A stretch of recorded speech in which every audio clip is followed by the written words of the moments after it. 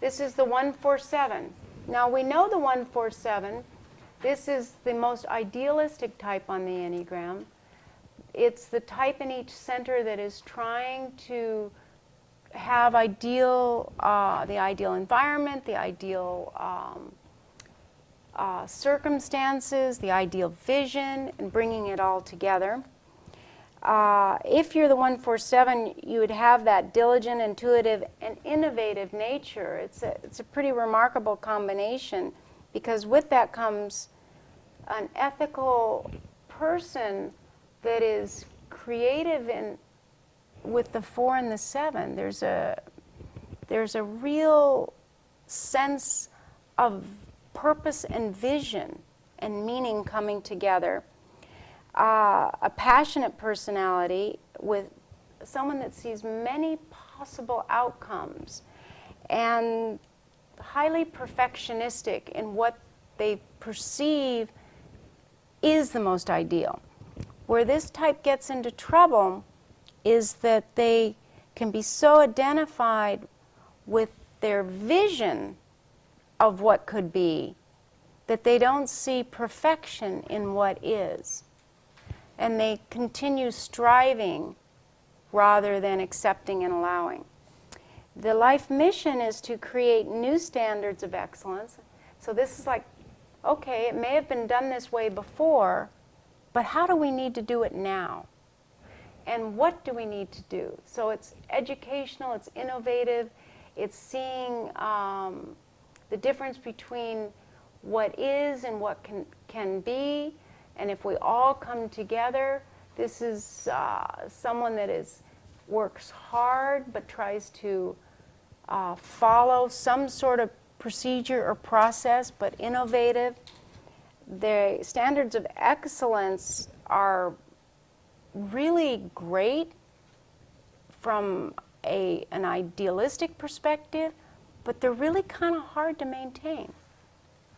And no one can truly do that long term, but this Tritype will try to do that. And in so doing, become irritable and sensitive and critical of others that are not doing the same.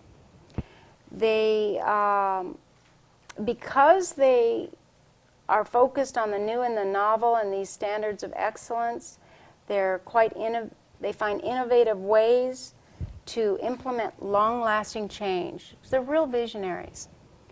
They're happiest when they can create change and manifest dreams. Now, as with the 137 as the producer, this is very similar, except the search is for meaning and finding a way not to entertain and produce and manifest without the possibility of it including the dream and the heartfelt feeling. So this person feels their heart. They just tend to oscillate between these three centers with extreme intensity. You add sexual subtype to this and you get someone that's really intense. You add social subtype and you get someone that becomes kind of adamant that the rules be followed. Self-present isn't as stressful. It tends to lighten it up a little bit. The blind spot is that this Tritype can be so identified with this idealistic zeal for utopia. This is the person that wants utopia, that they may appear to be rigid in manner and inflexible in standards. So you think, wait a minute, this is unrealistic. They can be so idealistic that they come across as unrealistic, or they can become really dispirited if they can't manifest, or there are obstacles or impediments to achieving these idealistic perspectives. Does that make sense? This